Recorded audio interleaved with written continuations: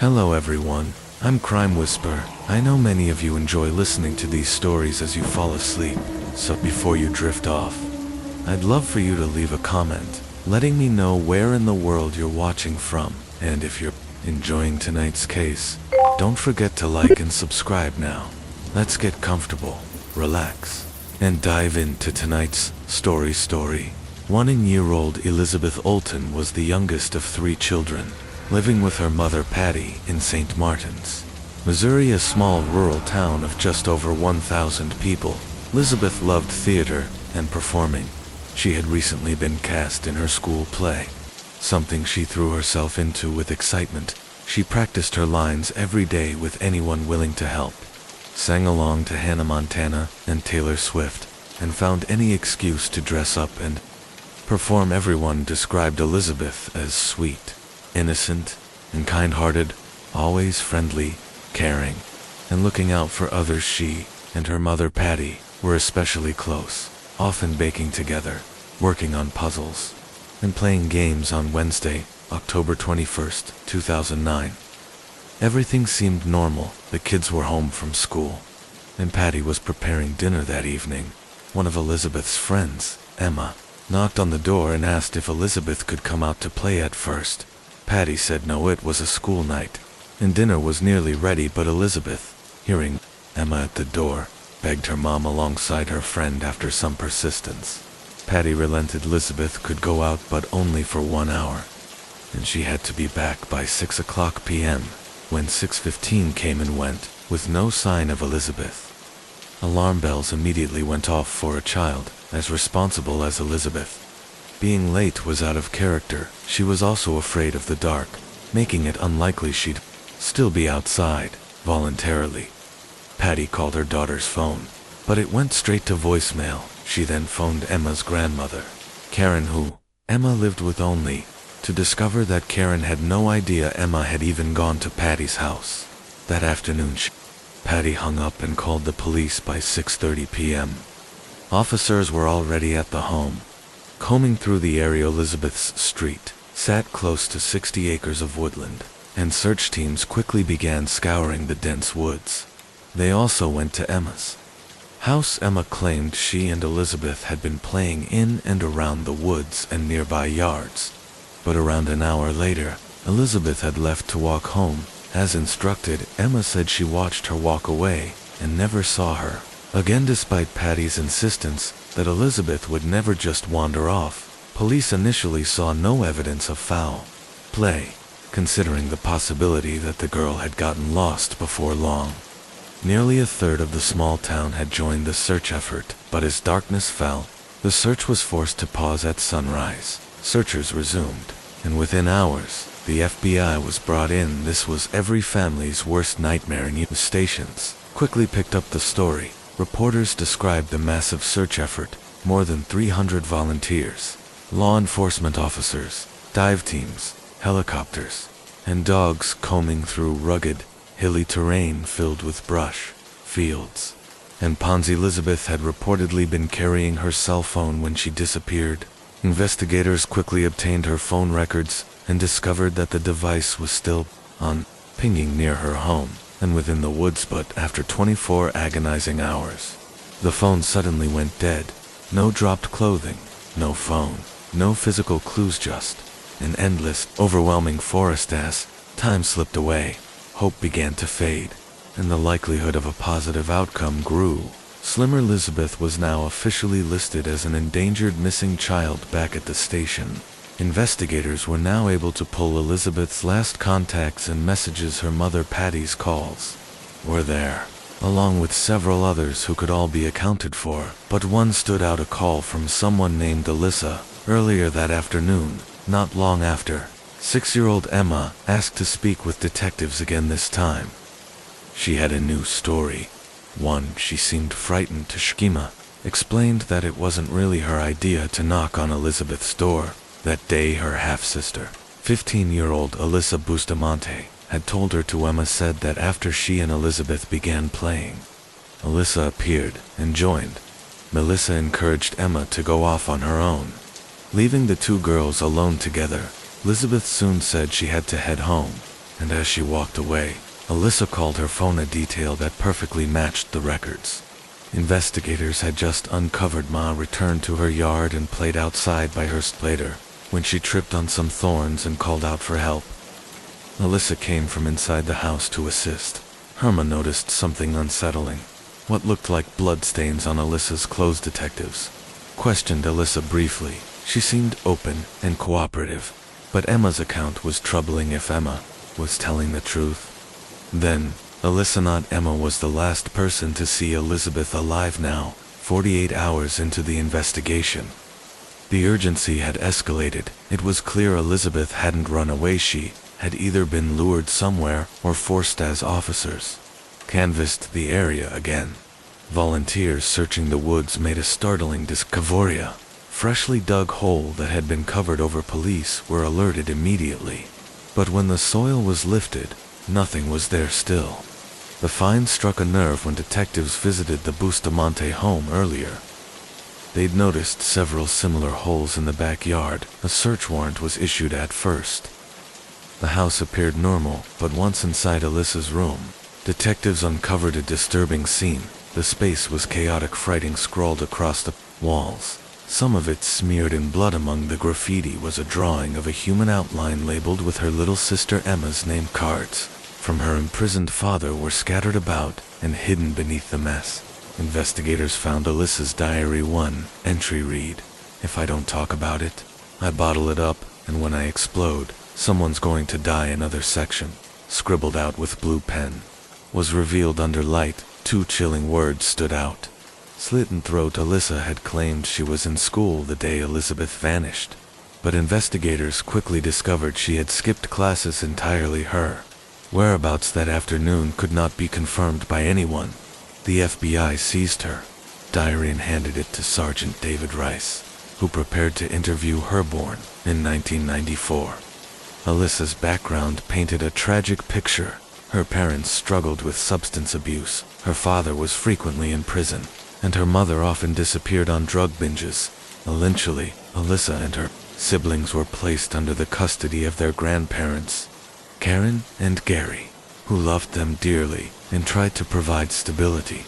But Alyssa's teenage years spiraled into darkness. She self-harmed, carved words into her arms, and overdosed, landing in a psychiatric hospital. Doctors described her as angry, violent, and deeply depressed. Her online presence was just as troubling. She listed hobbies like killing people and cutting. She spoke of wanting to know what it felt like to kill, and even fantasized about burning down a house with a family inside it.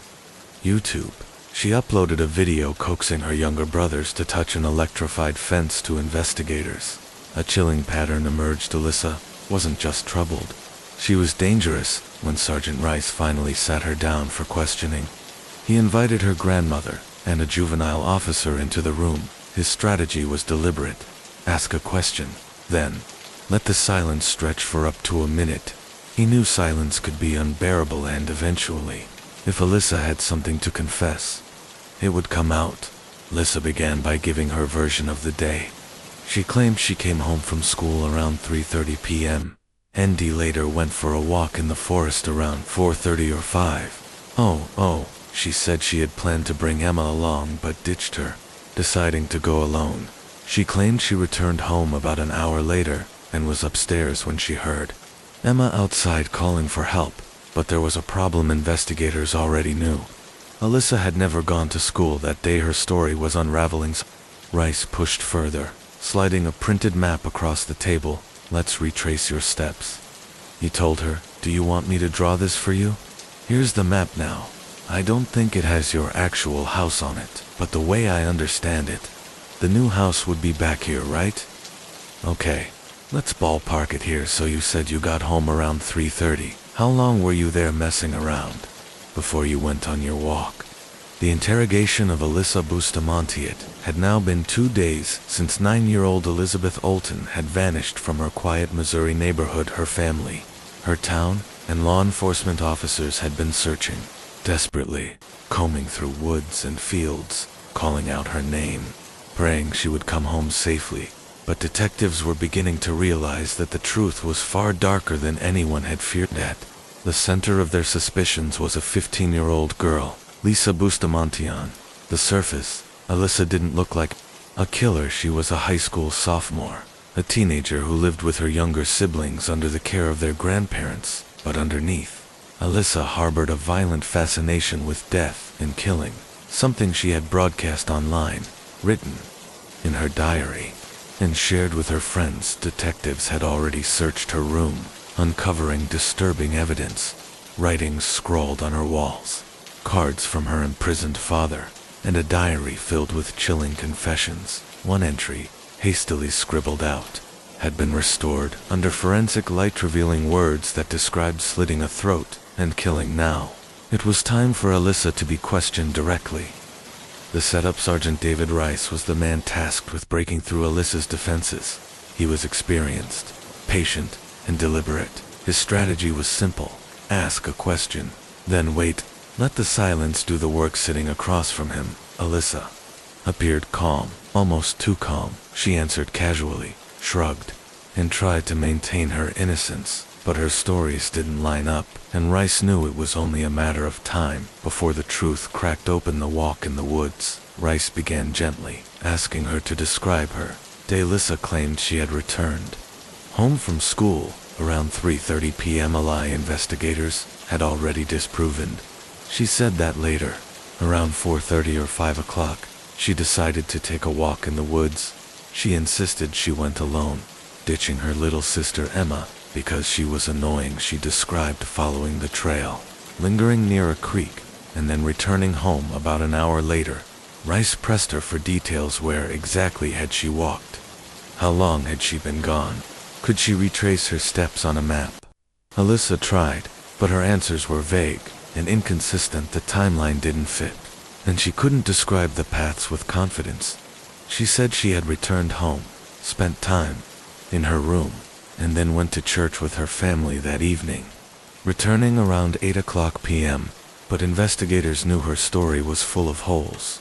Literally the holes in the ground. Rice shifted the questioning. He asked her about the strange holes found in the woods and around her backyard, holes large enough to fit a small body. Alyssa admitted to digging them, but claimed it was innocent. She said she liked to dig holes for fun, sometimes burying dead animals inside them.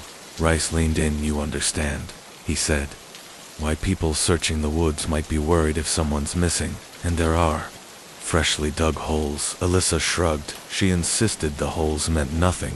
Sinister. Rice asked again, had she ever dug a hole big enough to bury something larger than an animal?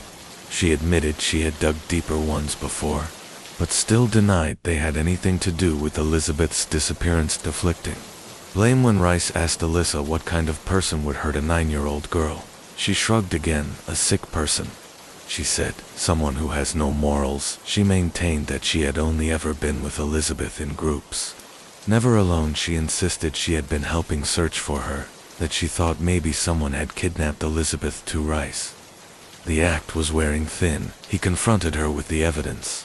Elizabeth's phone had pinged from behind Alyssa's house. Her diary had been seized. Investigators had already seen the violent writings inside. He asked her about the diary directly. At first, Alyssa claimed not to remember what she had written, but Rice reminded her, even if you scribble something out, the words don't disappear. Technology can bring them back. Then he asked the question directly. Where is she, Alyssa? Where is Elizabeth? The first crack. Alyssa looked down. Her voice was quiet. When she finally said, she's dead, Rice stayed calm. Was it an accident? He asked. If it was, we can deal with that. This family needs closure. Start at the beginning. Alyssa hesitated, then claimed Elizabeth had fallen and hit her head while they were playing near the creek. She said she panicked, didn't know what to do, and tried to conceal the body by burning it, but Rice didn't buy it. He had seen too much. Then, the final piece of evidence came to light. The full entry from Alyssa's diary. The diary confession. It read, I just killed someone. I strangled them, slit their throat, and stabbed them. Now they're dead. I don't know how to feel right now. It was amazing. As soon as you get over the oh my god, I can't do this feeling, it's pretty enjoyably kind of nervous and shaky right now. Okay? I gotta go to church, lol. The date of the entry: October 21st, 2009, the very day Elizabeth disappeared. There was no denying it anymore. The full truth. Rice pressed harder. 9-year-old girls don't just die, he said firmly. The autopsy will show us the truth. Was her throat cut? Alyssa finally nodded yes, piece by piece. The story came out on October 21st.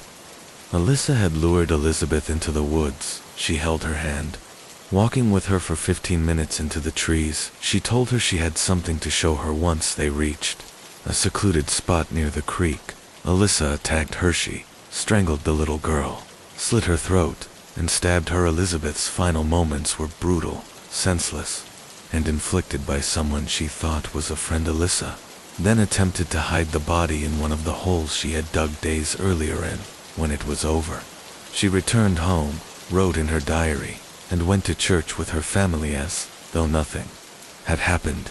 Aftermath: the discovery shattered the small town of St. Martin's. Neighbors, who had searched side by side with Alyssa, were horrified to learn she had been the killer all along. Her grandmother, who had raised her with love and stability, was devastated. The crime shocked the entire nation. A 15-year-old girl, with her whole life ahead of her, had committed one of the most cold-blooded murders imaginably. The victim, Elizabeth Olton, was just 9 years old, a sweet, innocent child who loved singing, playing dress-up, and practicing for her school. Play reflection: Alyssa's writings revealed her fascination with death. Her online posts about killing, her diary confessions, the holes she dug in preparation, all pointed to something chilling. Elizabeth's murder was not a tragic accident. It was premeditated. Alyssa later admitted she had dug 2 graves days before the murder, simply because she wanted to know what it felt like to kill. Her confession diary entry remains one of the most haunting glimpses into the mind of a teenage killer. Alyssa's voice faltered as she shifted in her chair. Her first explanation that Elizabeth had simply fallen, struck her head, and died was flimsy. Sergeant Rice wasn't buying it, and Alyssa could see it in his eyes. He leaned forward, his voice steady but sharp. Elizabeth didn't just fall. 9-year-old girls don't just die like that. Something else happened, and we both know it. The silence stretched. Alyssa's hands twisted in her lap. Finally, she admitted more. Yes, Elizabeth's throat had been cut. Yes, she had tried to burn her body, but the story was still fractured, full of holes. Rice pressed harder. He pointed out the obvious flaw. There was no way Alyssa could have killed Elizabeth, dug a grave, and returned home all in the small window of time before church. The truth, he suspected, was much darker. Alyssa had dug that grave beforehand. If she confessed to that, it would prove premeditation. At first, Alyssa insisted she had acted alone. No one else had helped, and no one else even knew. Investigators found it difficult to believe. How could have carried out something so brutal on her own? But Alyssa swore it was the truth. Eventually, she agreed to lead Rice and the investigators into the woods, just 15 minutes from her home. They found Elizabeth. The search was over. The worst possible ending had arrived the following day. Police announced what many already suspected. Alyssa Bustamante, 15 years old, had been arrested and charged with first-degree murder. The small community of St. Martin's was devastated. The case was unlike anything they had ever seen. Officials explained that the court would now need to decide whether Alyssa would be tried as a juvenile or as an adult. The process would begin with a closed detention hearing, followed by a certification hearing scheduled for November 18th. At that hearing, the judge would weigh Alyssa's age, maturity, and history of violence before deciding how to proceed. In a neighborhood of only half a dozen homes, secrecy was impossible. Authorities tried to withhold Alyssa's name until the court's decision, but everyone already knew. Meanwhile, police also brought in Alyssa's boyfriend for questioning. He was given a polygraph, but investigators quickly determined that while he likely knew Alyssa was troubled, he had played no role in Elizabeth's death. The grim reality was that Alyssa had acted alone, not for money, not for revenge, but simply to satisfy a curiosity she had written about in her diary. She wanted to know what it felt like to kill the Diary entries made everything chillingly clear. She had dug 2 graves in the weeks before Elizabeth's death, waiting for an opportunity. One was used for Elizabeth. The other investigators feared may have been meant for her younger brother. October 28, just 1 week after she vanished, Elizabeth Olton was laid to rest. Her favorite color was pink, and her funeral reflected that her small casket, pink and white, was carried in a horse-drawn carriage. The community gathered in overwhelming numbers. Emergency responders, investigators, neighbors, classmates, all were present. The grief was unbearable, one neighbor said softly. She was innocent. She didn't deserve this. She never even had a chance at life. Elizabeth's father struggled to speak through tears. He described how her room had been filled with Barbie dolls, how she loved riding her bike, how every time he looked at her picture, he broke down every night. He said, "I tell her I love her, and I tell her I'm sorry. I wasn't there to protect her." The pain echoed through every pew. Elizabeth was gone, and the community wanted justice. In November 2009, the court made its decision.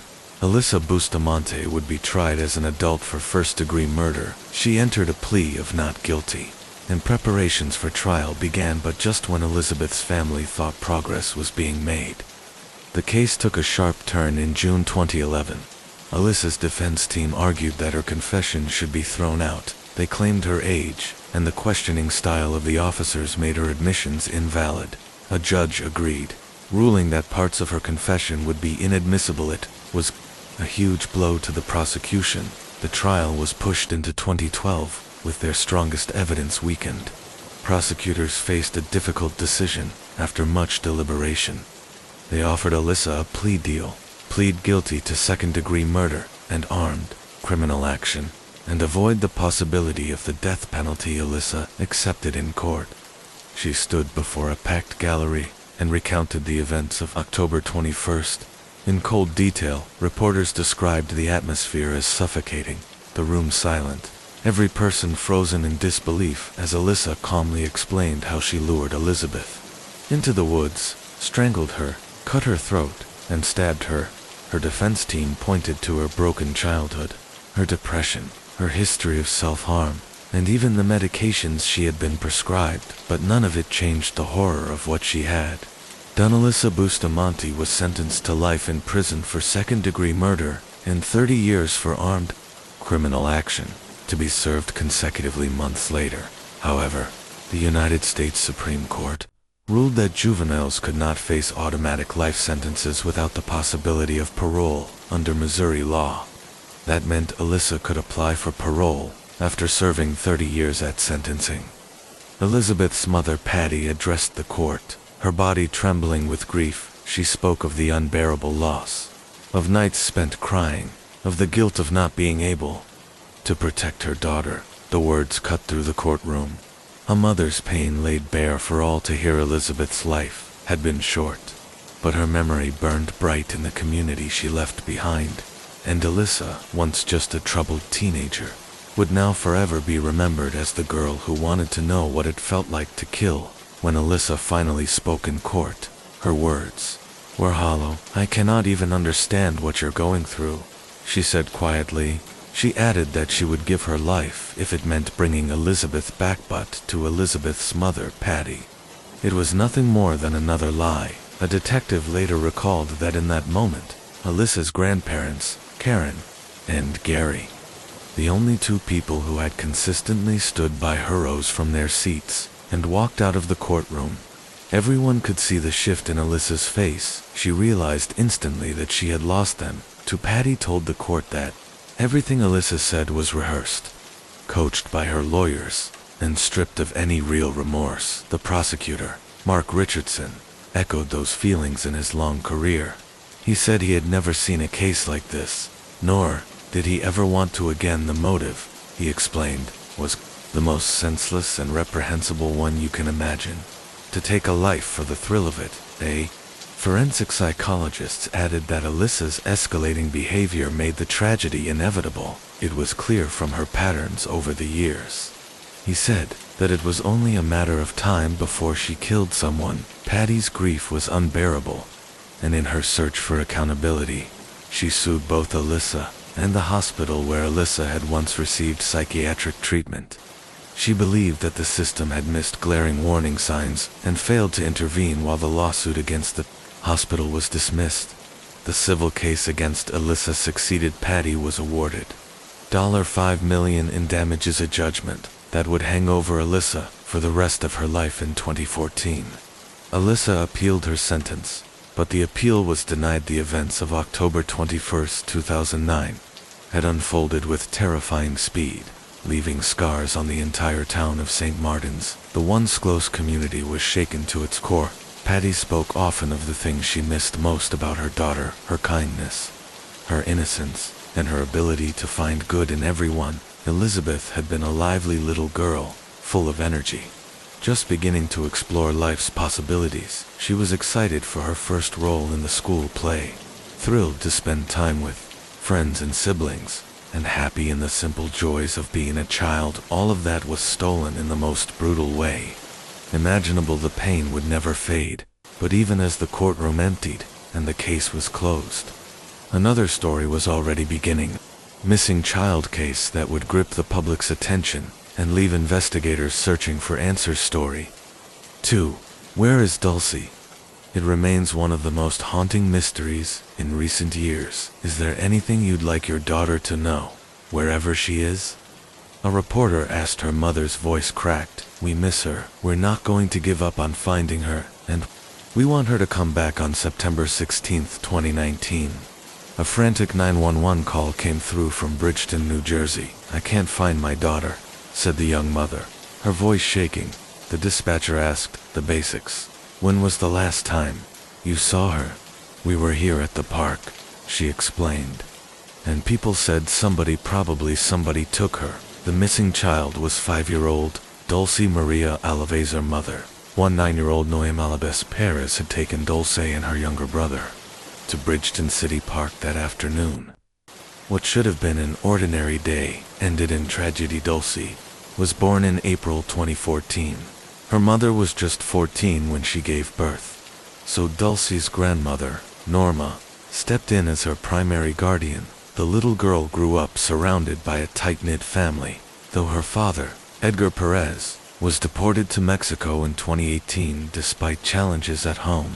Dulcie was a joyful, affectionate child. She loved Disney's Frozen, often pretending to be a princess, and she had a spirited personality that won over everyone around. 2019. Her mother, Noema, had 2 other children, 3-year-old Manny, and another baby on the way. On the afternoon of September 16th, the family's routine seemed perfectly normal. Dulcie had just returned from school, and after a quick stop at a nearby gas station for ice cream, they headed to the park. CCTV footage from the store captured Dulcie clearly wearing white trousers decorated with flowers and butterflies, white sandals, and a yellow shirt with a koala printed on the front. The park was only 5 minutes away. Noema parked by the basketball courts. Dulcie and Manny jumped out eagerly, racing to the swings about 30 yards from the car.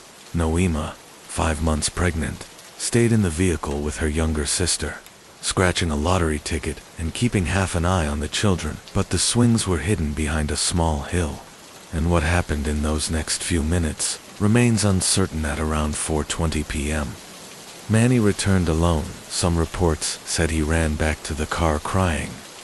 His ice cream dropped on the ground. Other accounts later given by Noema herself claimed she never saw him return to the vehicle. Instead, she said she realized she couldn't see either child and went to look. She found Manny upset and asked where his sister was. He pointed toward the buildings near the park. At first, Noema assumed Dulcie was simply playing hide-and-seek. She searched quickly but found nothing before calling police. She phoned her brother, who lived nearby, asking him to come with their dog to help look. Still, there was no sign of Dulcie. Desperate, Noema began asking people at the park if they had seen anything. The accounts she received only added confusion. One group of kids playing basketball told her they saw Dulcie running toward the buildings, and at the same time, they noticed an African American Man walking nearby, another young witness described something different. A red van, with a Hispanic man seen close to the playground. Noma herself later recalled spotting 2 children around her son's age, walking hand in hand, without any adults. Beyond that, she had seen nothing unusual. Finally, at 4:48 p.m., she dialed 911. We were in the car. She explained through tears. She came down with my son. They were running to the park, and when we came down, she wasn't there. Somebody said they saw her running. Somebody said they saw 2 men. I don't know. Police rushed to the scene within hours. Dulcie's disappearance would become one of the most baffling missing child cases in the country. They said they saw her running. What color shirt was she wearing? I don't remember. Enme replied, "Are you at the basketball court right now?" "Yes, I'm right here. Do you have your son with you?" "Yes. He was crying when we found him, just standing there, crying." "And you said the men took his ice cream?" "No, they threw it on the ground. 2 men grabbed it, threw it down, and then left with my daughter at least. That's what I think happened. I didn't actually see it myself when we started looking for her. We searched everywhere, but we couldn't find her." Dispatch relayed back. She says her son and daughter were at the basketball courts. 2 black males threw her son's ice cream on the ground, then left with her daughter. "Are you on Mayor Aiken?" the dispatcher asked. "I already have an officer here." Enme replied, "Okay, go speak with the police." "Ma'am," within minutes. Law enforcement swarmed the park. K9 units and bloodhounds joined the search, moving quickly through the grassy fields and wooded areas, hoping Dulcie had only wandered off, but the task ahead was massive. Bridgeton City Park spans nearly acres, right behind the local high school. Police Chief Michael Gamery SR later explained that in the narrow time frame of Dulcie's disappearance, around 400 vehicles had passed through or parked near the area. There were no cameras inside the playground itself still. Surveillance elsewhere confirmed that Dulcie had indeed been at the park that afternoon by the time police were officially called.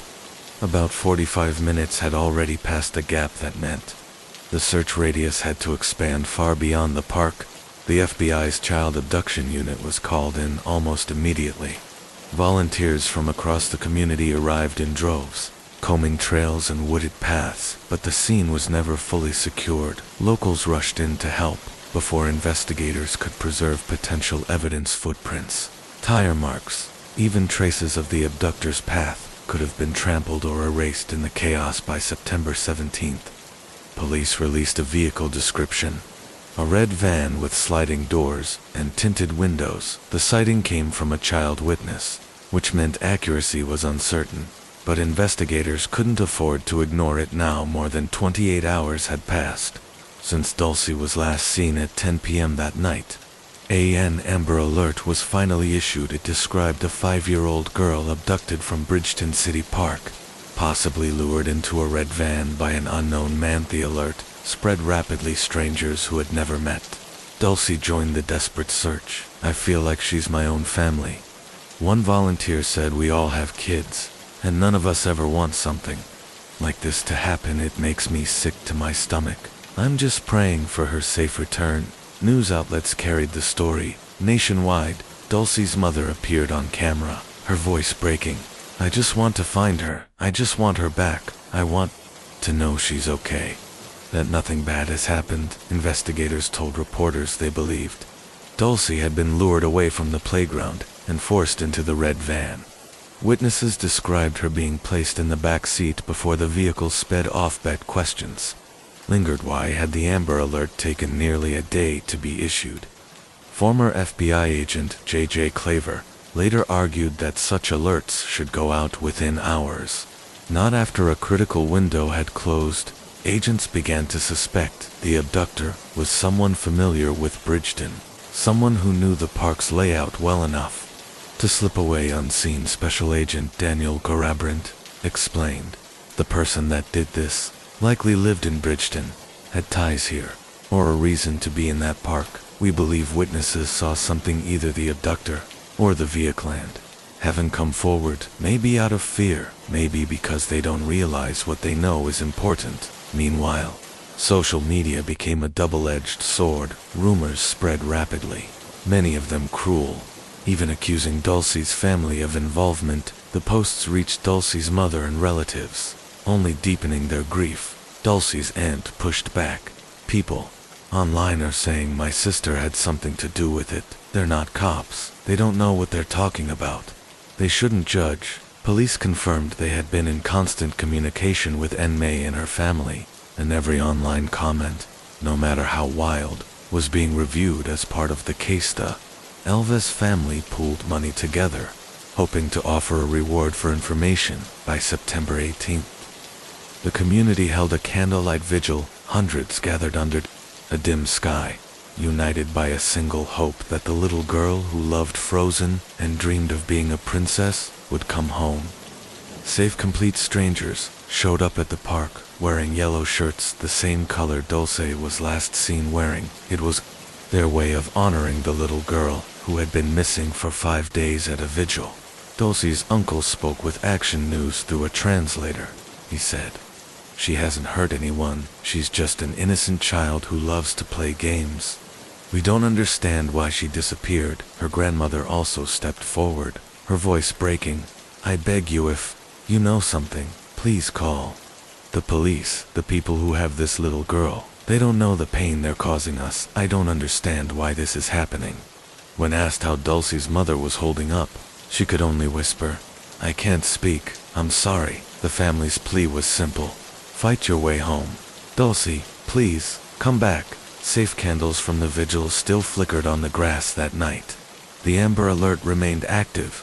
Dulcie's mother did not speak publicly at the gathering. She was escorted by law enforcement meanwhile. The reward for information leading to Dulcie's safe return had risen to $35,000. Search efforts continued to intensify. Dive teams scoured lakes and streams. Helicopters and drones scanned the park. From the air, bloodhounds were deployed at one point. They followed a scent for nearly an hour before it suddenly vanished on Saturday. Investigators brought forward new witnesses. Two women and a young boy who had been near the playground. They were escorted back to the spot where Dulce was last seen, in hopes their memories might spark new leads. The FBI also tried to work with Dulcie's 3-year-old brother, Manny, who may have witnessed the abduction, but Manny barely spoke at all, and attempts to understand what he had seen went nowhere. Emphasized again that Dulcie's family was cooperating fully. Her grandmother was out posting flyers. More than 300 officers joined the search. Over 500 vehicles were checked, and more than 200 locations were scoured. Known sex offenders in the area were tracked and interviewed. But nothing led to Dulcie. Rumors began swirling online that Dulcie's mother had been arrested. This was false. At a press conference, the police chief addressed the speculation. There has been a report circulating that the victim's mother was arrested. That is completely untrue. In fact, we're investigating how that rumor started. I urge everyone, do not jump to conclusions.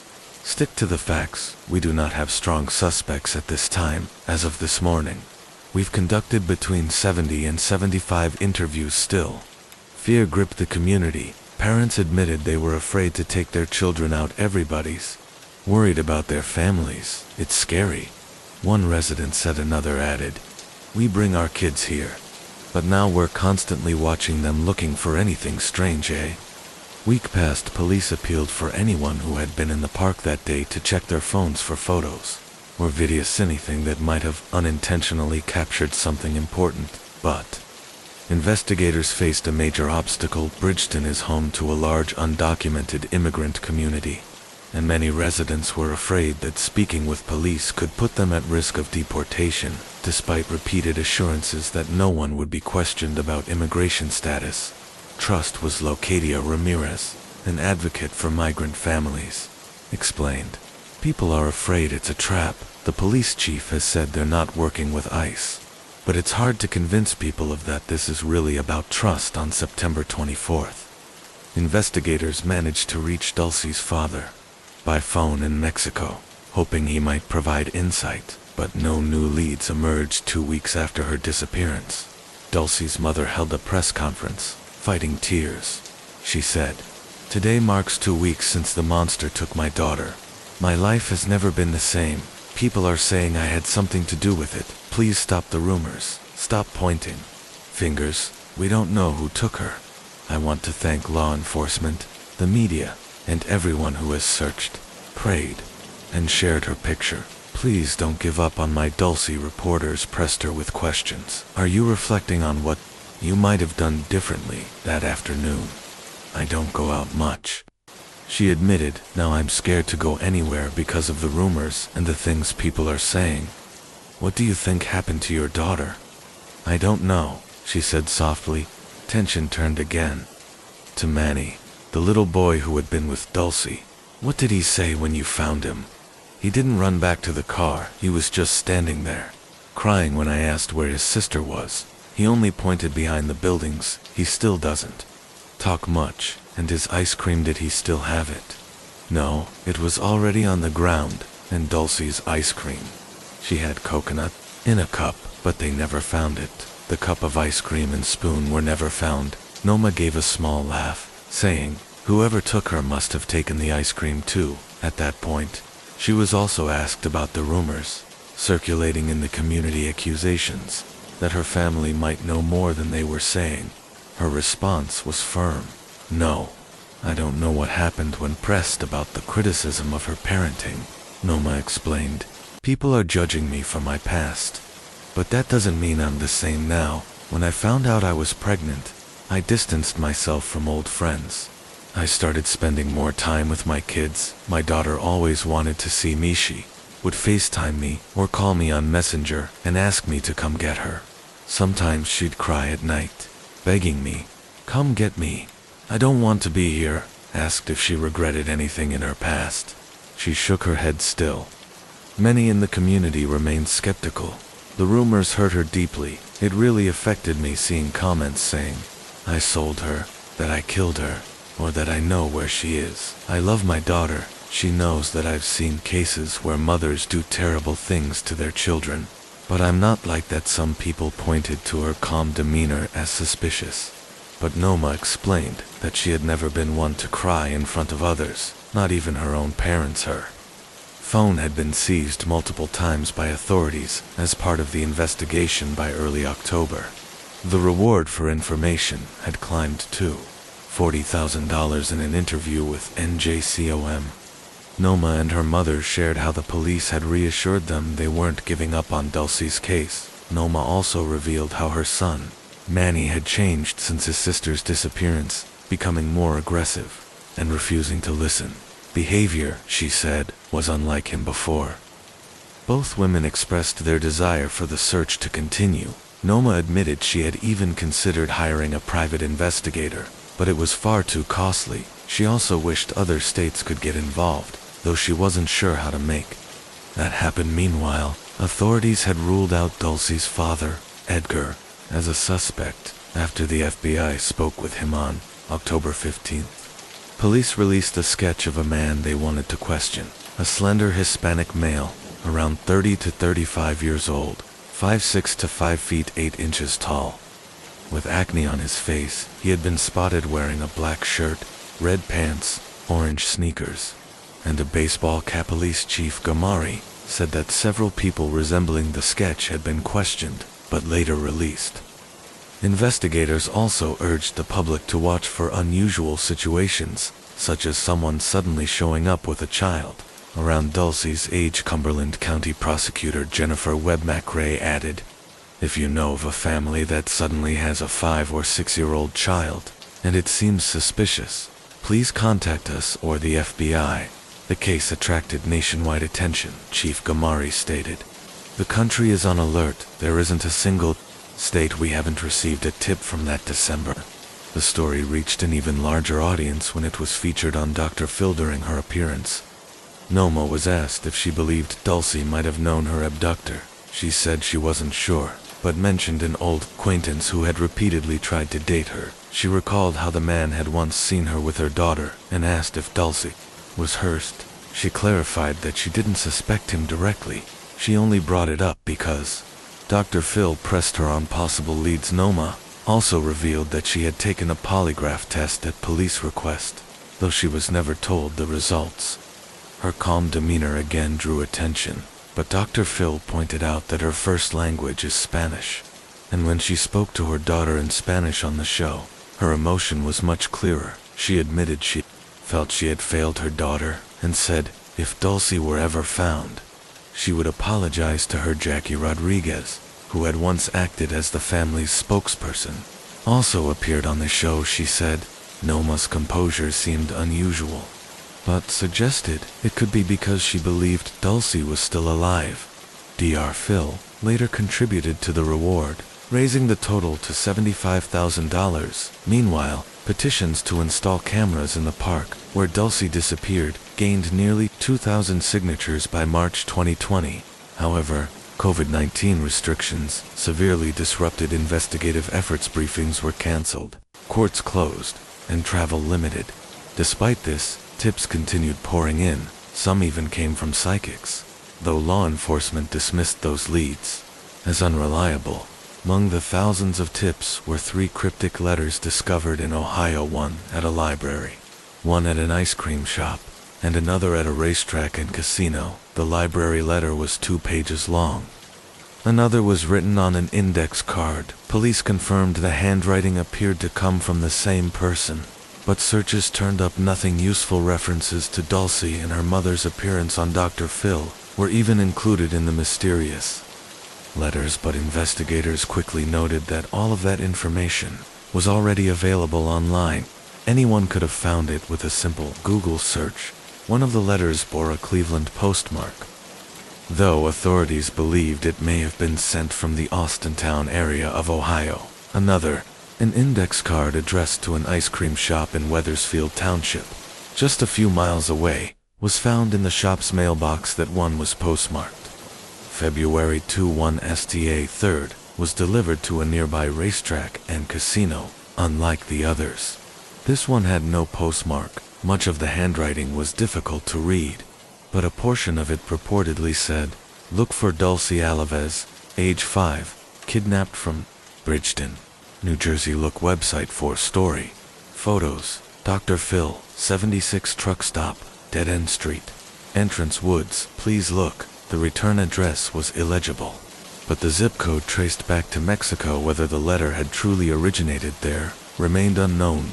The clues: investigators scoured roughly 40 acres of land near the racetrack, deploying cadaver dogs and infrared technology. Despite the extensive search, nothing was found. The letters were forwarded to New Jersey authorities for further review in hopes of identifying the sender. Police Chief Michael Gamari stated, "We are investigating to see if we can determine what the source is. If it doesn't come back related, we want to know that if these are a hoax, then whoever sent them needs to be prosecuted for spreading false information." Even Jackie Rodriguez, the family's former spokesperson, received a bizarre letter in March. Unlike the others, this one contained little more than random scribbles, with scattered words like 1776 campground in Mexico. The envelope itself had no address attached.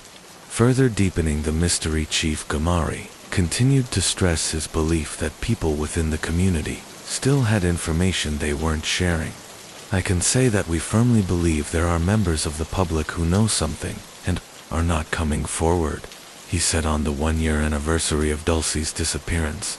Her mother, Noema, gave another interview. Cumberland County Prosecutor Jennifer Webb McRae echoed the family's sentiment of hope, saying that without any clear evidence of Dulcie's death, investigators were determined to keep searching as if she were still alive around. This same time, law enforcement again reached out to Dulcie's father, Edgar, on her 7th birthday. A video appeared on YouTube, speaking in Spanish. Edgar expressed his anguish. "I am really sad and hurt. I don't know if my baby girl is okay." Deported in late 2018, Edgar had been unable to see his daughter. In the months leading up to her disappearance, he pushed back against rumors that he was involved, insisting, "For those who think I took my baby girl, let me tell you, I don't know where she is. Just like everyone else, I want her found too." Years after Dulcie vanished, the community organized a silent walk. Friends, neighbors, and family gathered together, Holding on to hope, police released an age-progressed photo of Dulcie, showing what she might look like at 7 years old. The image was shared widely, in the hope it might spark someone's memory at the vigil. Candles were lit as a symbolic gesture to guide her home, hopefully. This will remind someone of something they saw, something that might matter, one organizer said, by the 3rd anniversary. The National Center for Missing and Exploited Children released a new age-progressed photo, this time showing Dulcie, as she might look at 8 years old. A vigil was again held in the same park where she disappeared. Police Chief Gamari confirmed that new tips were still coming in. In fact, just days before the vigil, an anonymous tip had been received. He reminded the public, no matter how small, your information could be the missing piece of the puzzle. Community members urged each other to keep Dulcie's name alive. Let's not let it stop here. Keep sharing. Keep talking about her. Don't let her memory fade at the vigil. Dulcie's mother and grandmother wept openly. She's my whole world. We miss her so much. We just want her home. Her mother said organizers vowed to return every year on the anniversary until Dulcie is found on what would have been her 8th birthday. More people gathered to remember her. The search continues, with detectives following leads in both the United States and Mexico inside the family home. Dulcie's favorite toys and dresses remain untouched, waiting for her return. Her backpack still sits where she left it, with her kindergarten papers from the last day she attended school, tucked inside. Her mother explained, I've kept all of Dulcie's things, her dresses, her shoes, her toys. We don't let anyone touch them there. They're for her. For when she comes home, the family still lives in the same home. Holding on to the hope that one day Dulcie will walk back through the door. Anyone with information about the disappearance or whereabouts of Dulcie, Maria Alvarez is urged to contact the Bridgeton Police Department, the FBI, or the New Jersey State Police Missing Persons Unit. A special tip line is also available for Spanish speakers. Bend, Oregon, sits along the scenic Deschutes River and was home to 23-year-old Kay Sawyer, who lived with her boyfriend of 2 years.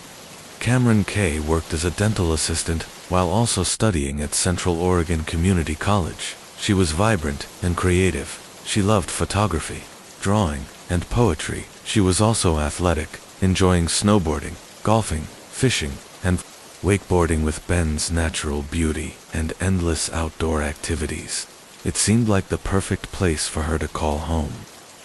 Kay's parents had divorced and remarried when she was young, but she remained close with both of them, her step-parents, and her 4 younger brothers. Her friends and family described her as one of the happiest people they knew, always smiling, social, and making everyone feel included. Her mother said, everybody was a friend to Kay, even if they were a stranger. On the evening of July 23, 2016, Kay had plans to attend a friend's bachelorette party in downtown Bend.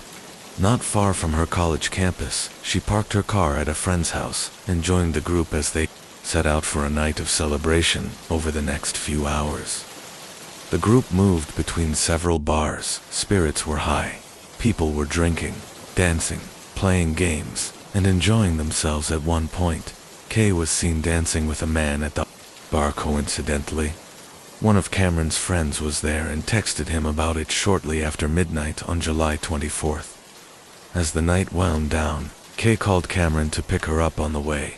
She texted Cameron's friend, apologizing for how it might have looked when she danced with the other man. A little later, Cameron arrived, but as soon as Kay got into the car, an argument broke out. The fight continued all the way back to their apartment complex. Cameron later said that once they parked, he stormed out of the car, while Kay stayed inside, crying and asking for some space to calm down. About 10 minutes later, he went back out to check on her, but Kay was gone. The passenger door was wide open, and she was nowhere to be seen. Panicked, Cameron began calling and texting her, "Where are you? Kay, please just come home. I don't want to play this game. I'll start searching, but please help me out," Kay replied. "My phone's about to die." Cameron pleaded again, "Please don't do this to me. I apologize for being upset. I just drove up and down College really slow. I didn't see you, and I don't know where else to go. Just come back." Her final message was cold and abrupt. Are you kidding? Because that's underscore goodbye after that. Her phone was turned off. Cameron searched the streets and even drove to a friend's house, hoping she'd gone there. But there was no sign of her. Her mother Julie and her friends were also trying to reach her, but Kay wasn't answering anyone at first. People hoped she'd turned up at another friend's place to cool off, but as more time passed, that seemed unlikely soon. Cameron placed a call to the police. Last night I got home from the bars with my girlfriend. She got upset at me and ran off. I chased her, but couldn't find her, and I still haven't heard from her. Her phone's off, and I've already called her family. No one's heard from her. What do you recommend I do? Police asked follow-up questions about where she was last seen, her phone carrier, her car, and whether she had gone to friends or family. Cameron told them her car was still parked at her friend's house, and that none of her loved ones had seen her not long after. Julie Kay's mother also called in. My daughter is missing. She's 23, but she has epilepsy and medical issues. I'm really worried. Word spread quickly. Kay's name and photo began circulating on social media. Within hours, hundreds of volunteers came out to search for her. Cameron was interviewed immediately, but quickly ruled out as a suspect. Detectives found nothing to suggest he was involved. Kay's friends who had been with her earlier that night were questioned, but they couldn't provide any leads either. Investigators then turned their attention to the man she had danced with at the bar, hoping for a breakthrough, but he explained he had only spoken to her briefly, and like everyone else, he was shocked to learn she was missing. The unusual circumstances surrounding Kay's disappearance captured the attention of the entire Central Oregon community. Flyers went up, searches were organized, and her parents made public appeals. Her mother Julie described the moment she first learned her daughter wasn't answering calls. I felt a shift in my whole body. Something deep inside me was telling me that something was terribly wrong by this point. Police were growing increasingly worried. Kay was still missing, and her phone was giving off strange signals, pinging across various parts of Bend. But soon they realized the device they were tracking wasn't her current phone. It was an old iPhone still tied to her Apple ID. It was now Monday morning, and when Kay failed to show up for her shift at the dental clinic, the situation escalated. Police officially listed her in law enforcement databases as an endangered missing person. Then came a breakthrough. Officer Isabel Lara, who worked for the department, reported deeply disturbing information about her husband. She said 31-year-old Edwin Lara had been acting very strangely since the weekend and had made shocking confessions to her. Edwin worked nights as a campus security guard. He'd come home unusually late after his Saturday night shift and spent all of Sunday acting withdrawn and distracted at church that morning, where he normally played in the band and was affectionate toward Isabel. He was quiet and distant. She asked him what was wrong, but he brushed her off. Later that night, Edwin finally broke down sitting on the couch.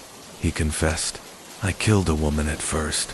Isabel thought he meant an accident. She asked if he had hit someone with his car. Edwin said he had panicked, but the more he talked, the less sense it made. He mentioned hiding items in their shed, and when Isabel pressed him further, he became restless, pacing the room, before suddenly fleeing the house. This time, armed with her gun, police went straight to the Lara home. Inside the shed, they discovered exactly what Isabel had warned them about: Kay's purse and ID, her shoes, a blood-stained rock, and a clump of hair believed to be hers. It was clear this was no hit and run. This was a violent homicide by then. However, Edwin was already on the run. He abandoned his car at his parents' home and soon spotted 19-year-old Andrea, who had just finished a long shift and was sitting in her car. Edwin opened the passenger door, pointed a gun at her, and ordered her to drive over the next 3 hours.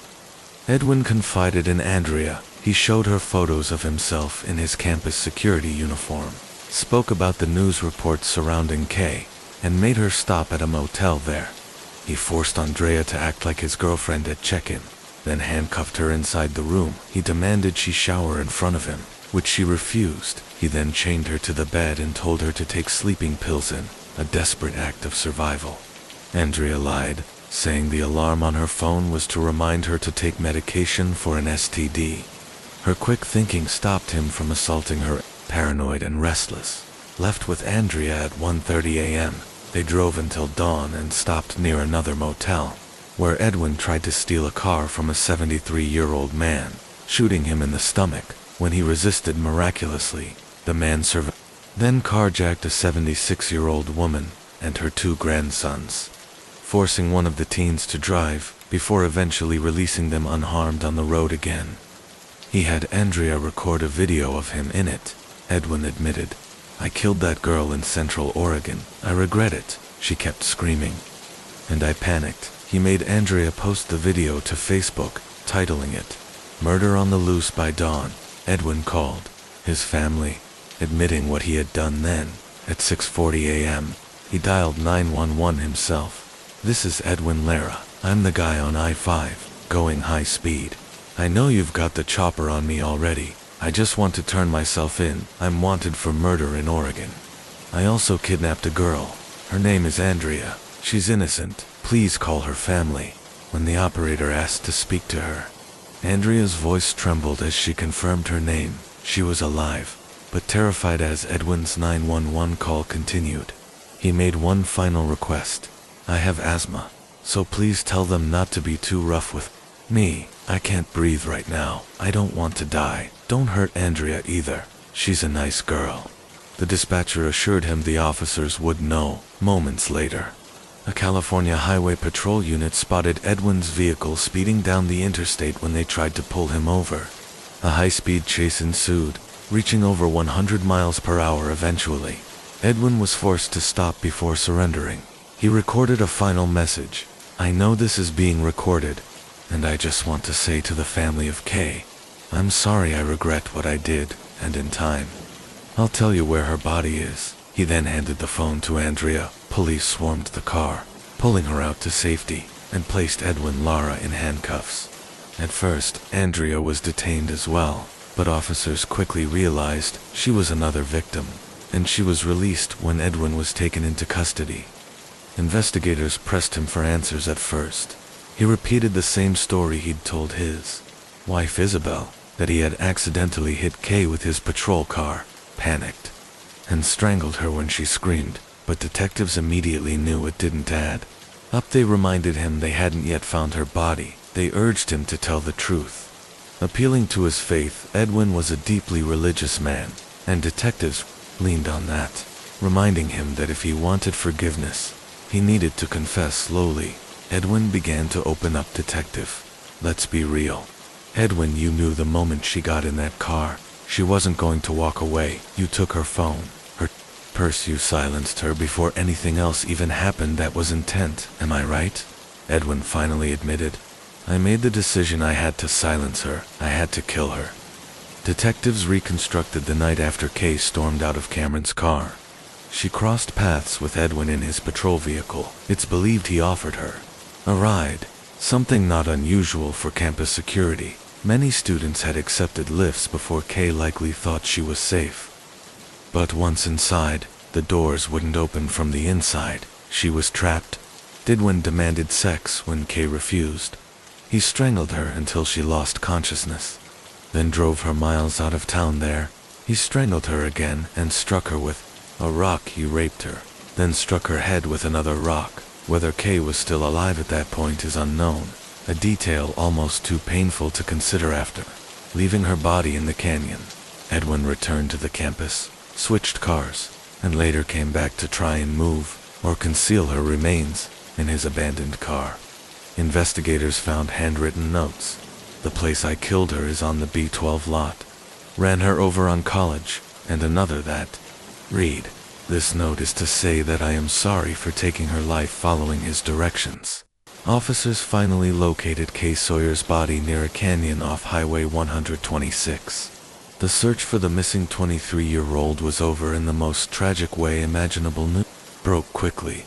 A tragic update tonight. In the disappearance of Bend resident Kay Sawyer, police confirm they have recovered a body believed to be hers in custody. Is 31-year-old Edwin Lara, a Redmond man employed as a part-time campus public safety officer.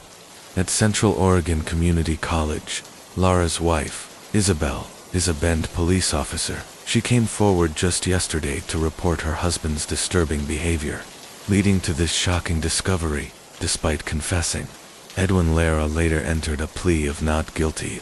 Prosecutors announced they would be seeking the death penalty, but Edwin's defense team quickly fought back, arguing his rights had been violated during interrogation. They claimed he had been denied access to phone calls while in custody, to the shock and frustration of Kay's family.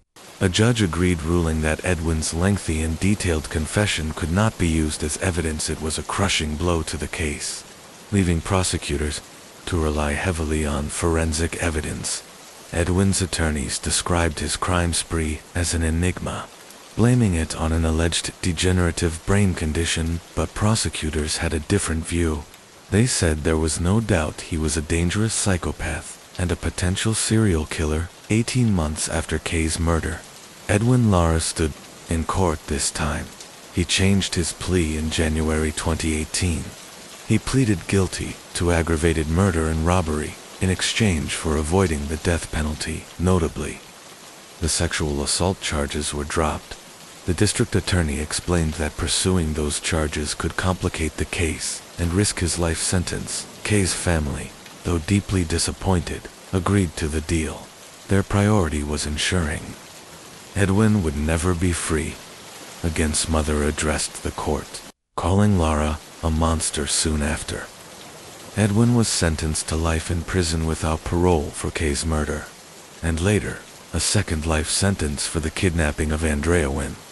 He addressed the courtroom himself. Edwin appeared emotional, saying, "Today I've seen your pain, I've seen your anger. I don't have much to say, only a single prayer I ask, God to heal the broken hearts of this community." But Judge Michael Adler was unmoved, calling his actions cold-hearted beyond belief, and noting that Lara was fortunate to have escaped a jury trial that could have sent him to death. After sentencing, the community tried to heal. The judge praised Andrea for her bravery and thanked Kay's father and stepmother for the heartbreaking letter they had written to the court. Meanwhile, Edwin's wife, Isabel, the police officer who had first turned him in, filed for divorce and resigned from the force. In her resignation letter, she wrote, "This decision has not been easy, but I believe it is in the best interest of my career and future." Kay's family pursued legal action against Central Oregon Community College, arguing that the school had failed to conduct an adequate background check and had ignored repeated concerns about Edwin's disturbing behavior. In fact, one female officer had refused to ride in the same car with him because she found him so frightening. The lawsuit also pointed out that the college's security officers were given uniforms and vehicles nearly identical to police patrol cars. They carried handcuffs, pepper spray, ballistic vests, and even used vehicles with cages in the back, giving them an authority they should never have had. Ultimately, the college settled the case, paying the Sawyer family $2 million, but the family's hardships didn't end there. In 2022, Julie Sawyer's storage unit was burglarized by two people on a drug-fueled crime spree. Among the stolen items was a necklace containing some of Kay's ashes. The thieves later admitted to throwing it away, and it was never recovered. Yet Kay's legacy endures. In 2019, Oregon passed Kay's Law, which now requires campus security vehicles to be clearly distinguishable from police cars. No rooftop lights, no cages in the back, and every vehicle must carry GPS tracking and interior cameras. Campus officers are also prohibited from making traffic stops or conducting stop and frisk searches, and stricter background and psychological testing is now mandatory. Her family also created KK Readers, named after Kay's childhood nickname. The project donates copies of Oh, the Places You'll Go to preschool classrooms across Central Oregon. Her favorite book as a child, the one that inspired her love of reading and writing, though her life was tragically cut short at just 23. Kay's story sparked meaningful change. Her mother said, "The moment I held her, I understood what love at first sight really meant. She will continue to live on in our memories. She had an amazing 23 years." and that's how I want her to be remembered. Claire Bernal had finally landed her dream job, working at Harvey Nichols in Knightsbridge, one of London's most iconic luxury department stores. Determined to succeed, she had prepared pages of notes ahead of her interview, and all her hard work paid off when she got the position from a young age. Claire had loved skincare and makeup, so being a beauty consultant at such a prestigious store filled her with pride. Her colleagues described her as soft-spoken, warm, and well-liked. At 22, she had recently moved to Dulwich in southeast London. Sharing a flat with two of her co-workers, life in the city was busy, exciting, and full of opportunity, and Claire was thriving. It was here, in early 2005, that Claire met 30-year-old Michael Peck, one of the store's security guards. He soon asked her out, and the two went on several dates over the course of 3 weeks. Michael was a dual citizen of Slovakia and the Czech Republic. He had previously served in the Slovak army, but faced prosecution for desertion after a stint as a guard at the U.S. Embassy in Bratislava. He moved to London, where he secured a job at Harvey Nichols. Claire's mother, Tricia Leah, said that, while Michael was much older and going through a divorce, her daughter never seemed truly invested in the relationship. She was flattered by the attention, Tricia explained, but she wasn't in love still. Michael quickly showered Claire with affection and told her he loved her. Alarmingly, after just a handful of dates, her cousin Christian said it was a glaring red flag. After no more than 3 dates, he was already saying he loved her. That's when the alarm bells started ringing. Claire herself admitted she felt uneasy. She told her mother she felt suffocated, that Michael wanted to be with her constantly, didn't like her seeing friends, and was moving far too quickly. Things escalated when Michael returned from a trip to Slovakia. He demanded Claire meet him at the airport so he wouldn't have to carry his own luggage, and then insisted on staying at her flat. Despite their very short relationship, when Claire told him to leave, he refused. After a long standoff, she managed to walk him to the station, but he wouldn't board a train by then. Claire had had enough. She ended things, but Michael refused to accept it. He bombarded her with 20 phone calls in one evening and sat outside her flat for hours. He became verbally abusive, yelling at Claire's flatmate when she refused to let him inside. The next day he turned up with a huge bouquet of flowers. Claire once again told him it was over. She left the flowers on the doorstep, where they withered for days, a haunting reminder of his persistence from that point forward. Michael launched a relentless campaign of harassment. He sent Claire up to 50 texts a day, including messages like "We are meant to be together." When Claire changed her number, he always found the new one. His delusions grew. One message read, "It's our anniversary tomorrow. How should we spend it?"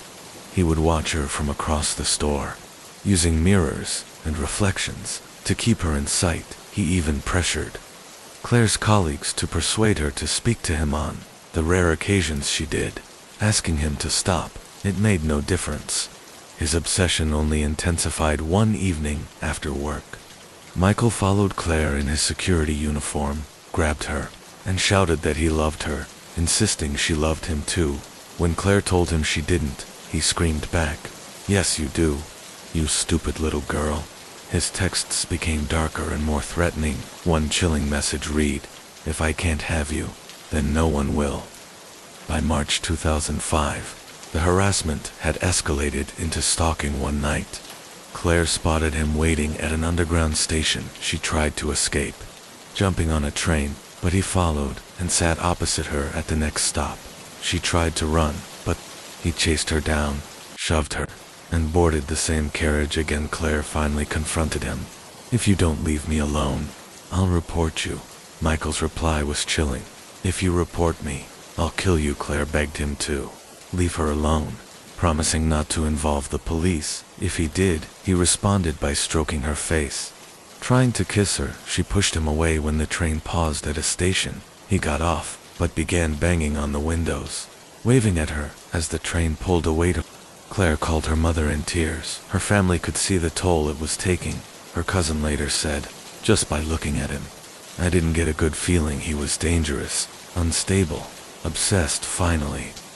Claire confided in her bosses at Harvey Nichols, the head of security, a former police officer, took her concerns seriously. He began monitoring Michael's behavior on CCTV and quickly gathered evidence of his stalking. He also collected statements from other staff members who had witnessed his harassment management, moved Michael to a different floor, and changed his schedule to avoid Claire. But it didn't matter. He still sought her out. His obsession wasn't going away. Michael was eventually suspended from Harvey Nichols, and the head of security urged Claire to go to the police, but she was reluctant. Michael had threatened to kill her if she involved the authorities, and she admitted to her mother that she felt embarrassed by the ordeal. The turning point came when staff revealed that Michael had asked a law student working part-time at the store, if someone committed a murder, what would the sentence be?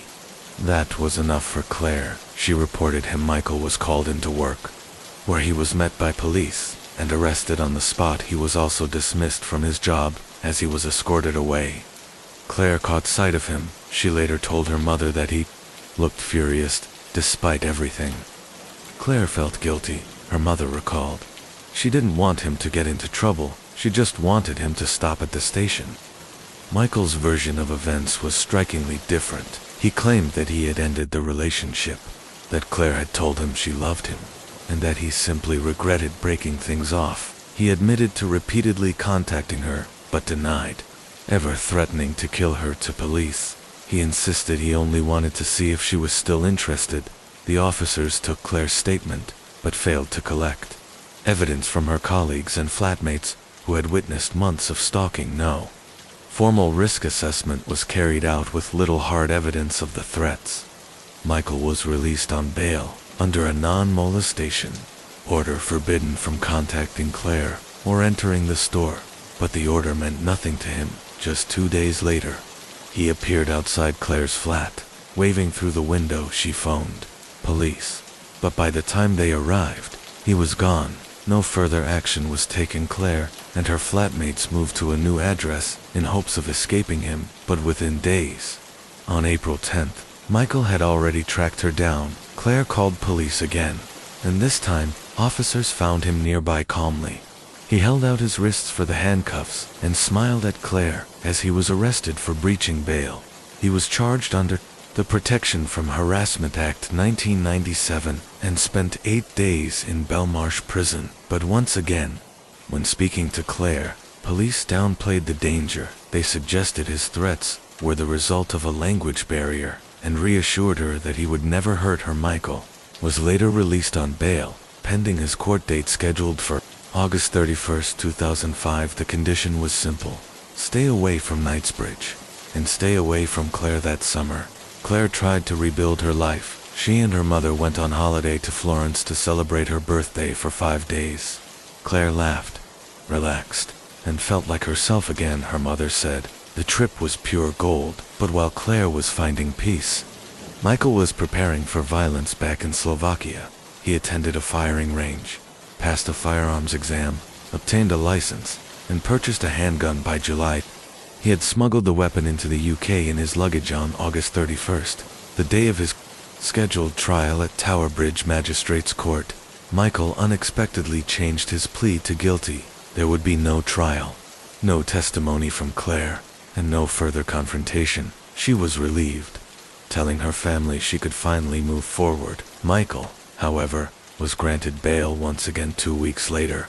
On September 13, 2005, Claire went to work at Harvey Nichols. The day passed uneventfully, and by 7:50 p.m., she was just minutes from finishing her shift. The store was quiet. A colleague signaled to her that the day was almost over. Claire smiled back then. A shadow appeared behind her at first. Her coworkers thought it might be a boyfriend coming to meet her instead. Michael raised a handgun and shot Claire in the back of the head. She fell instantly. He then fired 3 more shots into her face before turning the gun on the ceiling, sending customers and staff into panic. Finally, he placed the weapon to his head and pulled the trigger too. People lay dead inside one of London's most prestigious department stores. Claire's mother, Tricia, was out celebrating a friend's birthday. That night, returning home around midnight, She heard loud knocking at her door. 2 officers stood outside. The family liaison officer delivered the devastating news.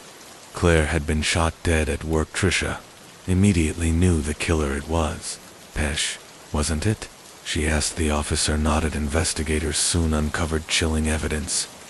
Michael's flatmate found a 40-page notebook filled with ramblings about ghosts, prophets, and the meaning of life. Inside were Claire's addresses, disturbing poetry, and his increasingly erratic thoughts. It was later revealed that he had gained entry to Harvey Nichols through a back door and had taken cocaine before the attack. As news of Claire's murder spread, domestic violence campaigners demanded answers. Why had Michael, a known stalker who had threatened to kill, been granted bail, not once, but twice? The head of the charity refuge summed up the outrage. Yet again, women who are stalked and threatened by their partners have been let down by the criminal justice system. How many more must die before change is made? How many more women must be murdered before they get the protection they deserve? Asked campaigners in the aftermath of Claire's death. Few weeks later, Claire's funeral was held in Tunbridge Wells. Hundreds gathered to mourn her and celebrate her short but remarkable life. Inquest soon followed. Westminster coroner Dr. Paul Knapman heard evidence of alleged failures by the police, courts, and prosecutors. It was revealed that officers who first interviewed Claire had not carried out a risk assessment. She had never been informed that Michael Pesci had been formally charged or remanded in custody. A crucial form, used to help establish the level of threat a suspect might pose, had not been completed yet. Even if it had been, Pesci's lack of prior convictions meant he would still have been deemed low risk. In 2007, the coroner ruled that Claire's murder could not have been reasonably foreseen, but he criticized the police for focusing on form-filling rather than truly assessing the danger. Claire's mother, Trisha, refused to let her daughter's death be in vain. She poured her grief into campaigning for change, determined to make stalking a criminal offense in its own right.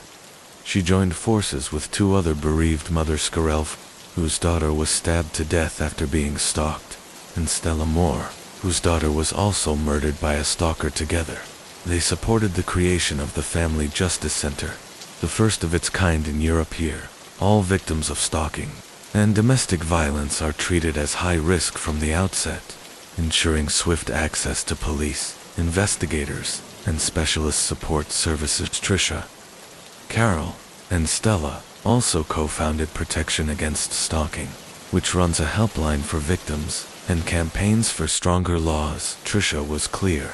Every county should have a stalking service. We need to protect victims, but we also need to address the offender. Locking them up isn't enough. If nothing changes, they will either target the same victim again or move on to someone else. 6 years after Claire's death, the fight for reform reached Parliament. Lawmakers debated amendments that might have prevented her murder and countless others. In 2012, their efforts paid off. Stalking was officially recognized as a criminal offense in the UK. Trisha's tireless advocacy has been widely recognized. In 2021, she was awarded an MBE for her campaigning. She continues to work as a powerful voice for victims, ensuring her daughter's memory lives on. Claire Bernal was just 22 when her life was stolen, but her tragic story forced a nation to confront the dangers of stalking, and her legacy reshaped the law to better protect others. Story 5. California is a state that needs little introduction with nearly 40 million residents.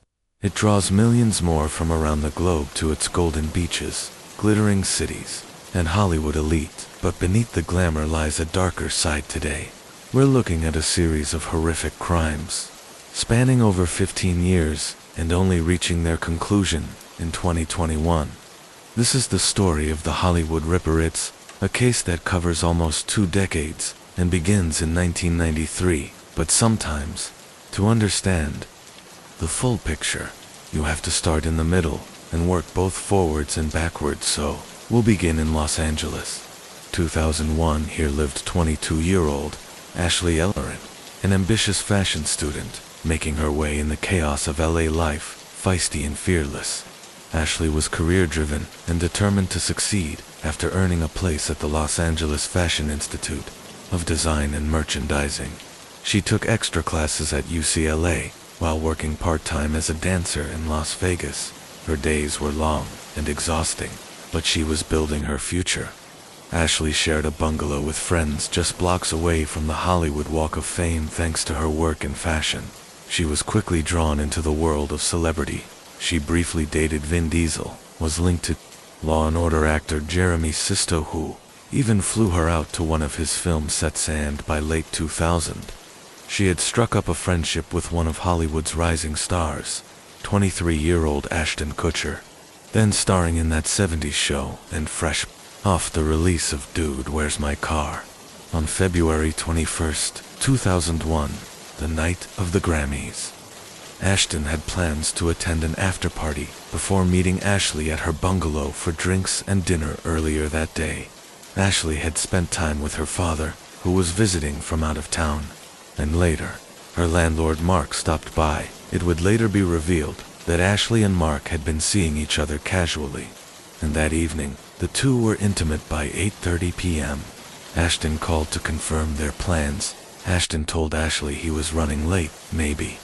He suggested they should skip dinner and just meet for drinks. Ashley agreed. She'd just stepped out of the shower and was slowly getting ready by 10:15 p.m. Ashton tried calling again, but her phone rang out still. He decided to head to her bungalow when he arrived. Ashley's car was parked out front, and the lights inside were on. He knocked several times. No response, looking through a side window. He noticed the place seemed messy, but Ashley had mentioned she was remodeling, so it didn't raise alarm. He also noticed something red on the floor, which he assumed was spilled wine. Thinking Ashley was upset with him for arriving so late, he left, believing she had either gone out or gone to bed the next morning. Ashley's roommate walked into a nightmare. Ashley was lying just outside her bedroom in a pool of blood. She had been savagely stabbed 47 times, some wounds plunging nearly 6 inches deep. Her head was almost severed. The body of 22-year-old Ashley Ellerin was already cold and discolored. She had been dead for hours. The quiet neighborhood was shaken. Police launched a massive investigation, but Ashley's wide circle of friends and acquaintances meant detectives had an overwhelming number of leads. Neighbors recalled hearing shouting around 8:30 p.m., but assumed it was just a party. No one reported seeing anything unusual. Police first turned to the man she was supposed to see that night, Ashton Kutcher. He told them he was terrified his fingerprints were on her front door handle. After routine questioning, he was quickly cleared, though shaken.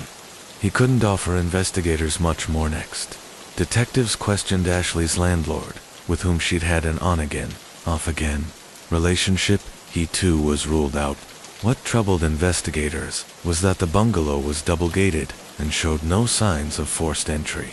Ashley had opened the door to her killer. That meant she likely knew him. Friends handed over names of people Ashley had mentioned, one of them being Mike the Furnace Man. They didn't know much about him, only that Ashley had described him as creepy. He loitered around, turned up uninvited, and made her uncomfortable. Months later, detectives zeroed in on him, Michael Gargiulo, as they prepared to question him. The LAPD received a call from the Cook County Sheriff's Office in Illinois. They were reopening a cold case from 1993, and their prime suspect was none other than Michael Gargiulo. The case was the murder of 18-year-old Trisha Pakaxiun, the night of Friday, August 13, 1993. Trisha had dinner with friends at TGI Fridays. It was one of their last gatherings before heading off to college. Trisha was a Stratus student, a debate champion, and set to study engineering at Purdue University. Everyone who knew her described her as brilliant, kind, and hard-working. That night, she dropped her friends home around 1 a.m. before driving back herself. Just hours later, her father Rick stepped outside to walk the dog. The first thing he saw were Trisha's white tennis shoes. Moments later, he collapsed to his knees in horror. Trisha's body was on the steps of their home, brutally stabbed nearly 50 times. One arm was broken. Her hand still clutched her house key. Clear signs she had fought fiercely for her life. The murder devastated her family. Her mother, Diane recalled being told by police that some cases just don't get solved. The investigation quickly stalled. Although police suspected Michael Gargiulo, who was friends with Trisha's brother, Duggan had driven her to a friend's house days earlier. There was no solid evidence. DNA samples recovered from under Trisha's fingernails couldn't be fully tested at the time. For years, the case went cold, but by the early 2000s, forensic technology had advanced dramatically. The Cook County Sheriff's Office reopened Trisha's case and began requesting DNA samples from those who had been in her circle. When the DNA was finally tested, there was a breakthrough. The genetic material under Trisha's fingernails matched one man, Michael Gargiulo. LAPD detectives were stunned. The same man now linked to Ashley Ellerin's murder in Los Angeles, but when they took the evidence to the attorney's office, they hit an unexpected roadblock. Prosecutors refused to proceed. They argued the DNA could have been transferred through casual contact, since Gargiulo had been a frequent visitor at the Piccaccio home still. Investigators were convinced Michael Gargiulo wasn't just a suspect, he was a predator. Despite the DNA match, prosecutors in Illinois refused to indict Michael Gargiulo, claiming the evidence could be explained by casual contact. After all, he'd been close to Trisha and her family. Then came another blow.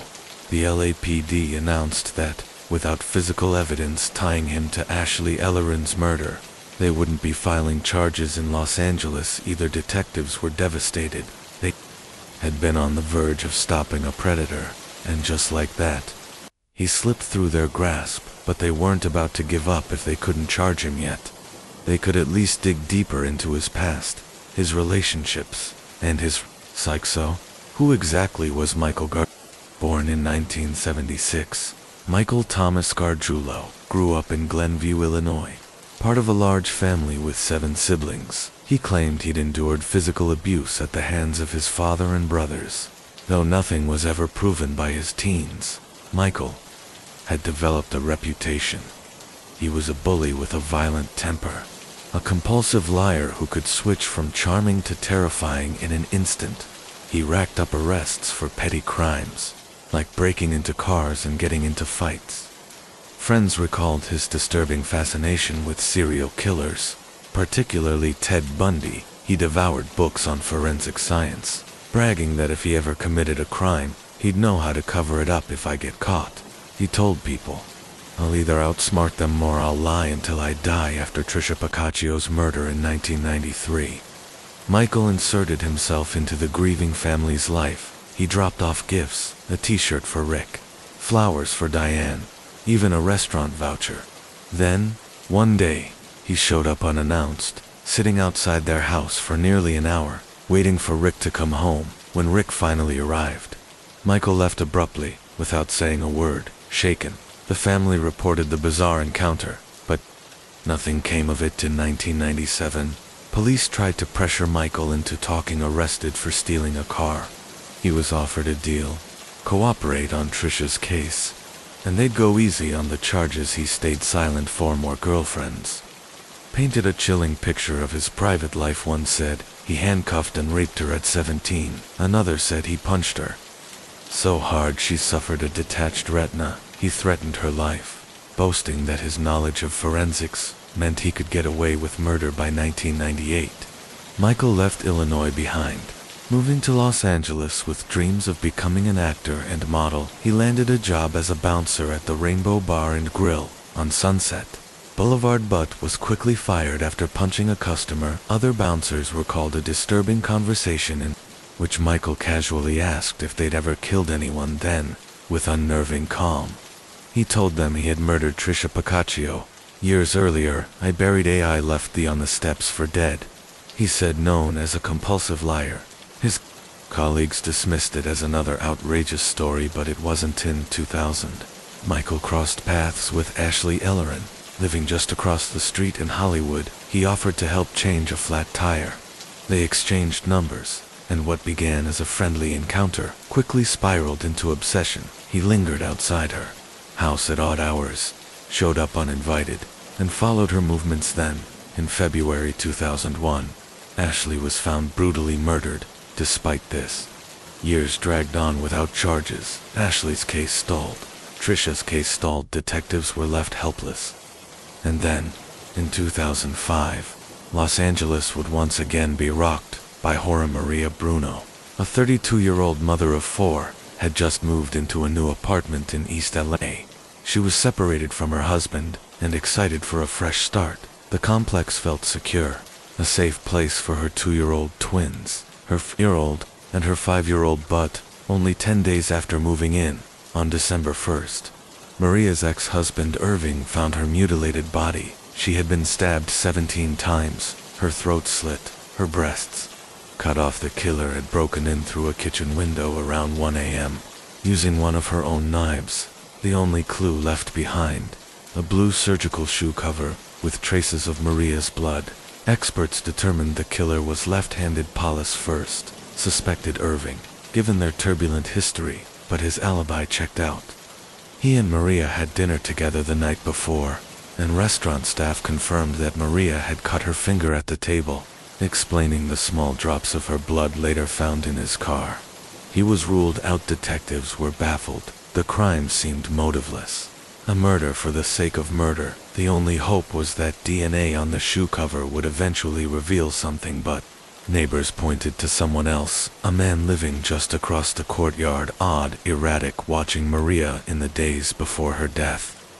The sketch they gave police matched one name, Michael Gargiulo. By the time investigators closed in, he was gone, and another gruesome killing was left unsolved. Meanwhile, back in Illinois, Trisha's parents finally learned that the DNA under their daughter's fingernails had matched. Gargiulo outraged that it had taken years for them to be told. They couldn't believe Michael was still free.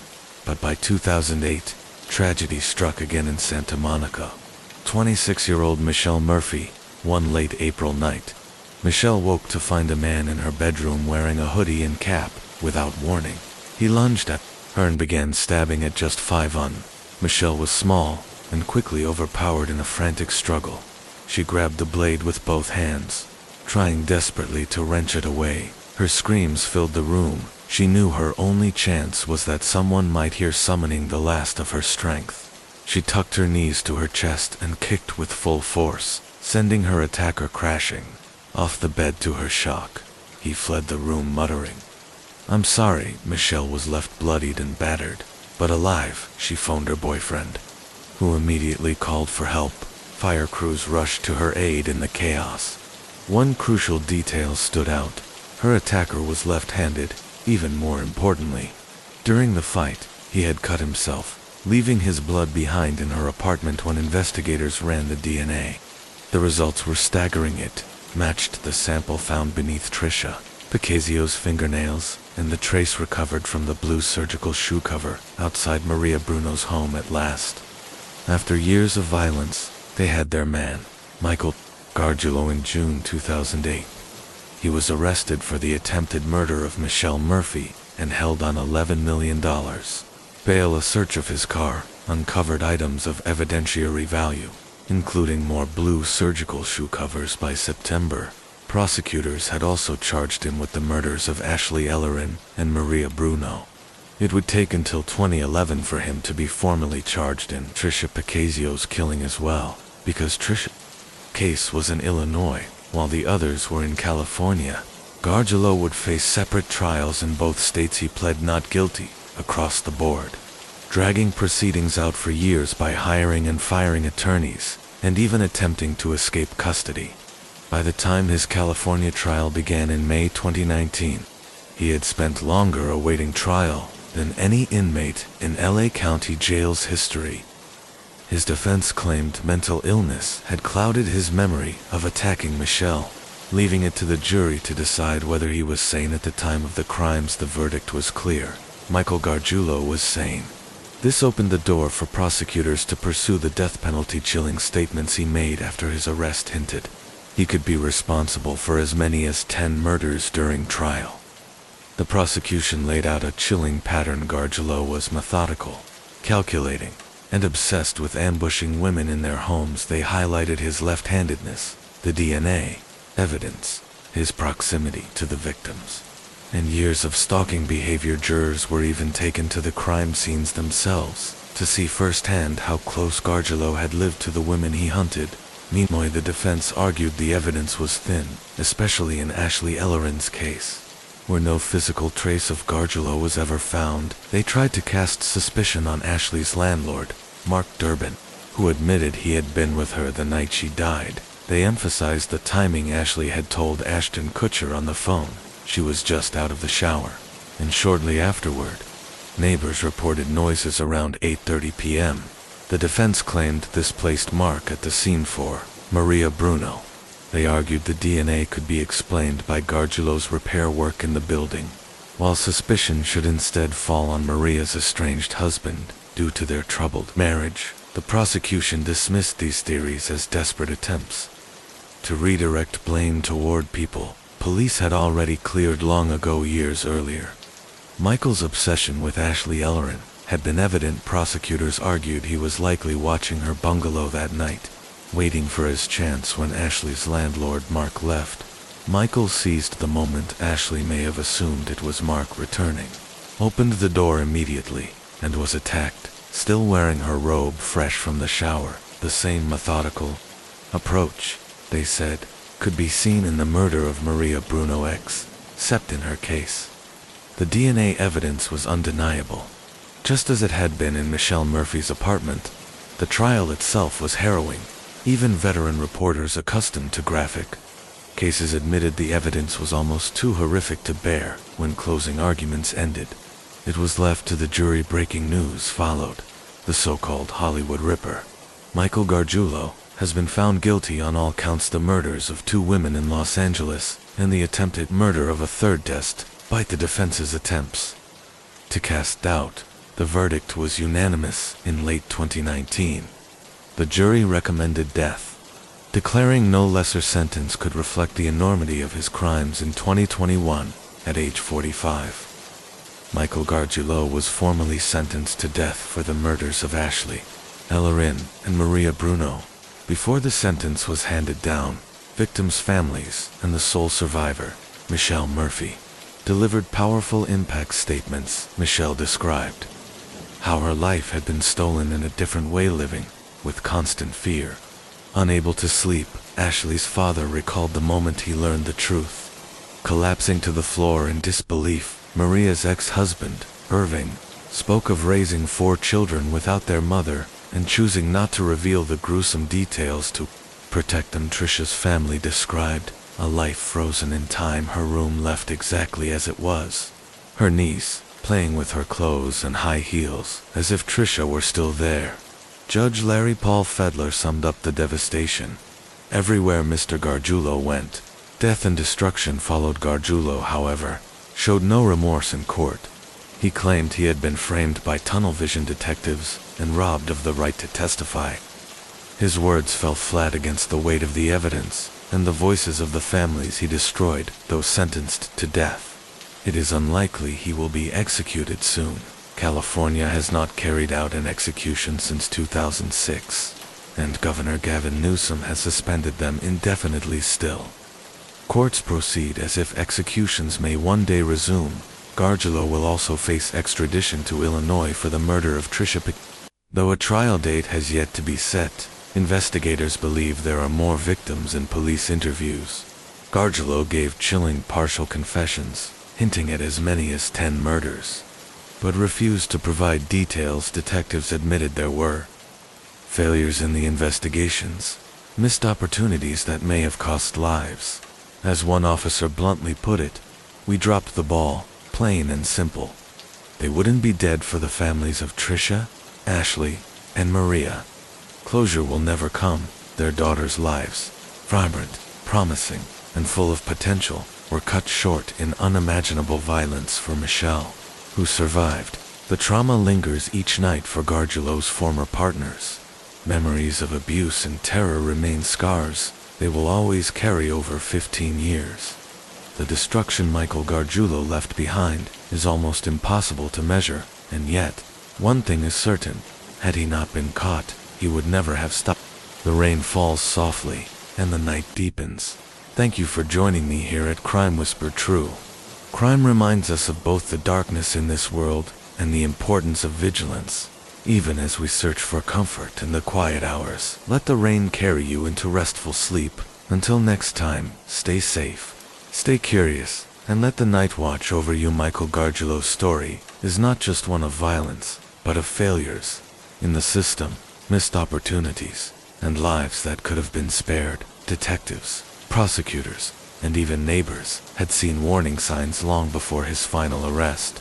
Yet time and again, he slipped through the cracks. His victims paid the price. Trisha Picasio was only 18 when her life was stolen. Ashley Ellerin was just 22, on the cusp of a bright future. Maria Bruno was a mother of 4, starting over after a painful separation. And Michelle Murphy, the only survivor, lives with the lasting scars of that night. Each name is more than a headline.